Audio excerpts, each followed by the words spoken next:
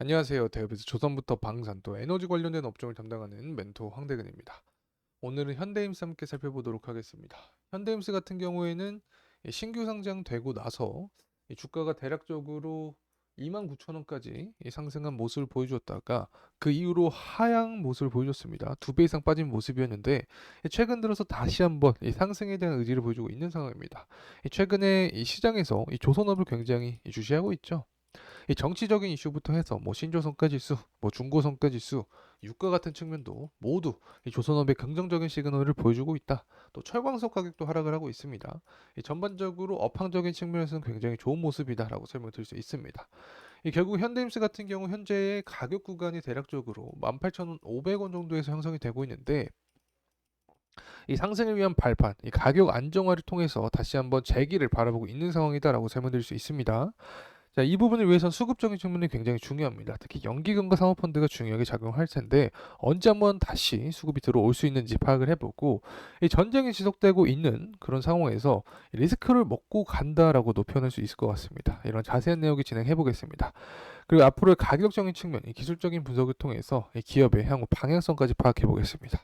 그리고 한 가지 더 말씀드리고 싶은 부분이 있는데 저희 대기업 정말 다양한 전문가들이 각각의 업종 분야에서 하루하루 종목들을 열심히 분석해 나가고 있으니까 많은 관심 부탁드립니다.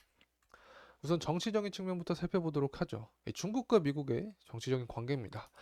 핵심만 말씀드리면 반사이익으로 한국 조선사들이 수혜를 얻을 수 있다. 그렇게 되면서 조선 기자재 업체들도 좋을 것이다. 이 부분인데 좀만 더 자세하게 말씀드리면 이 미국에서는 현재 중국이 조만간 이 대만을 침공할 것이다라는 예측이 나오고 있습니다.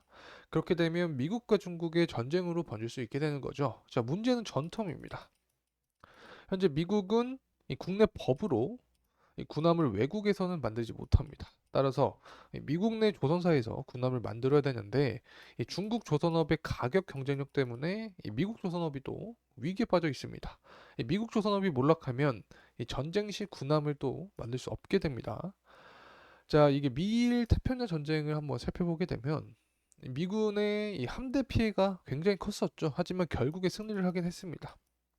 자, 이러한 이 근본적인 원인은 바로 군함을 더 많이 만들 수 있었기 때문입니다.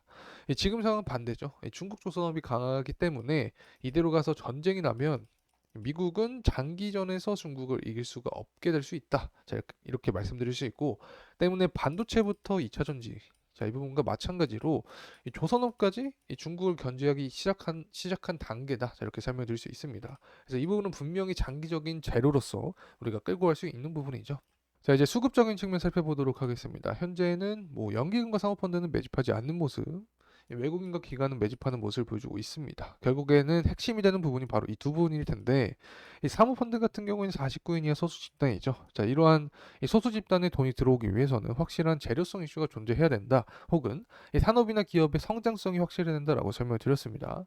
자, 이 부분은 언제 그러면 사모펀드에 매집세가 들어올 수 있을까를 좀 얘기를 해보면 이 정치적인 이슈가 관련이 되어 있겠죠. 미국의 대선이 11월입니다. 최근까지만 해도 트럼프가 이 바이든보다 지지율이 조금 높은 모습이었는데 현재는 어느 정도 비슷한 모습을 보여주고 있습니다. 이 바이든이 대통령이기 때문에 지지율을 권하게 하기 위해서는 결국에 이 중국과 미국 간의 이 갈등을 조금 더 수면 위로 올리게 될 것이다. 수면 위로 띄울 것이다. 이렇게 생각을 할 수 있는데 이 부분이 부각이 되면 이 한국 조선사 입장에서 호재성으로 작용을 할 수 있는 거죠. 왜냐? 이 패권 다툼을 하면은 반사익으로 한국 조선업의 수혜를 입을 수 있기 때문에 이 부분에서 호재성 이슈로 작용할 수 있다. 자, 이렇게 설명을 드립니다. 그래서 한 번은 이 정치적인 이슈가 크게 불거질 수 있다. 자, 이 부분을 통해서 사모펀드의 매집세가 들어올 수 있다. 이렇게 설명을 드립니다.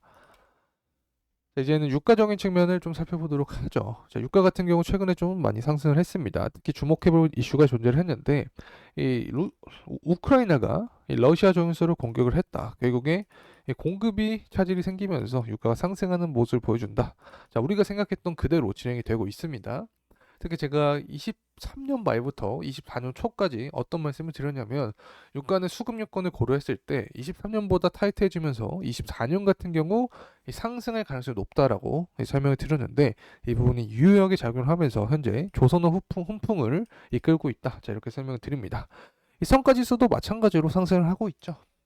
특히 중고성가 지수가 계속해서 증가하는 모습인데 22년과 23년을 보게 되면 소폭 증가를 했습니다. 하지만 23년부터 24년까지 강한 중고성가 지수를 보여주는 이 모습을 확인할 수 있죠. 이 해상운임이 올라서 이 선사마다 더 많은 배를 노선에 투입을 하려고 하지만 이 조선사가 도크가 꽉 찼죠. 그래서 중고선으로 눈을 돌리고 있습니다. 자, 그렇기 때문에 23년부터 24년 이 중고선가 지수가 강하게 상승을 하고 있다. 자, 이렇게 표현할 수 있습니다. 특히 중고선가 상승은 향후 이 신규 선박을 발주하는 그 수요로도 이어진다라는 점. 그래서 이 부분이 바로 신조성가의 향방을 보여주는 선행지표로 꼽힌다. 자, 이렇게 설명드릴 수 있습니다.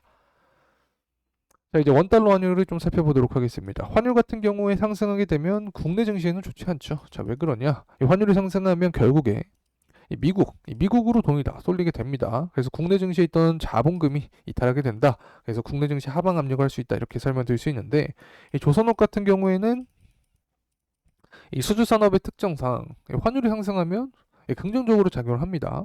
그래서 금리 인하가 뒤로 밀린 시점, 이 PPI 지수와 CPI 지수가 예상치보다 상승한 이 시점. 자, 이 시점에서 환율도 역시 상승을 하고 있기 때문에 전반적으로 긍정적인 이 모습을 보여줄 수 있다. 이렇게 평가를 할 수 있겠죠.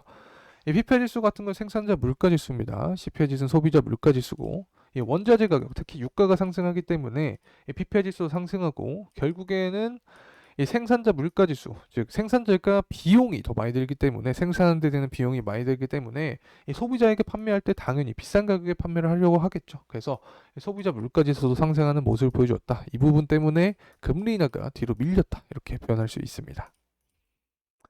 자, 이제 철광석 가격을 좀 살펴보도록 하겠습니다. 철광석 가격 같은 경우는 후판 가격의 근본이 되는 부분이죠. 그래서 철광석이 하락하면 후판 가격도 하락한다. 그래서 비용도 하락한다. 조선사의 비용도 하락하기 때문에 주가에는 긍정적으로 작용한다라고 설명드릴 수 있습니다. 현재 철광석 가격이 하락을 하고 있는 부분은 주가에는 당연히 현대임스 같은 경우 호재성 이슈로 작용을 하는 거죠. 특히 후판 가격 협상이 또 있습니다. 올해 상반기에 후판 가격 협상을 1회 하는데 23년 하반기 같은 경우는 조선사가 유리하게 끌고 갔죠. 수입 물량 후판이 증가를 하면서 국내 철강사들은 그 가격대를 인하할 수밖에 없는 상황이었는데 현재도 조선업이 조금 유리하게 가져갈 상황입니다. 전반적으로 철광석 가격이 하락을 하고 있기 때문에 23년보다는 비싸게 받기 조금 힘든다. 그래서 23년과 비슷하거나 좀 더 하락한 채로 이 협상을 마무리하지 않을까 개인적으로 생각을 합니다. 자, 이제 가격적인 측면을 살펴보도록 하겠습니다. 현재 가격은 19,000원에서 18,000원 후반대 가격대를 형성해주고 있는데 이 강한 거래량과 함께 주가가 상승했던 시기, 자, 이 구간의 이 지지 라인이 어떻게 되냐면 18,100원에서 200원 사이입니다. 그래서 지지 라인을 버텨주면서 주가가 상승해주는 모습을 그려야 된다. 이렇게 설명드릴 수 있고, 이 강한 상승이 나오기 위해서는 앞서서도 말씀드렸지만 이 정치적인 이슈와 대입해서 이야기를 할 수 있습니다. 11월 대선이 존재를 하기 때문에 이 트럼프와 바이든, 특히 바이든 같은 경우 지지율을 굳히기 위해 노력을 할 것이다. 그래서 중국과의 정치적 리스크를 더 부각시킬 것이다. 이 부분에서 중국 말고 국내 조선사들이 수혜를 입으면서 현대임스도 강한 상승을 보여줄 수 있다라고 생각을 합니다. 그래서 매물대를 고려를 해보면 자, 22,000원 구간까지 매물대가 존재를 하죠. 하지만 이 구간을 돌파하면 위에 구간은 매물대가 굉장히 미미합니다. 그래서 강한 상승이 나올 수 있다. 그래서 전반적인 추후의 가격적인 부분은 제가 또 영상을 통해서 디테일한 부분 말씀을 드릴 테니까 계속해서 관심 있게 시청해 주시면 감사하겠습니다. 자, 이상으로 금일 현대임스에 대한 영상 마무리하겠습니다. 더 정확한 가격대, 추후 이슈들은 다음 영상에서 다루겠습니다. 끝까지 시청해 주신 모든 분들께 진심으로 감사의 말씀드립니다. 감사합니다.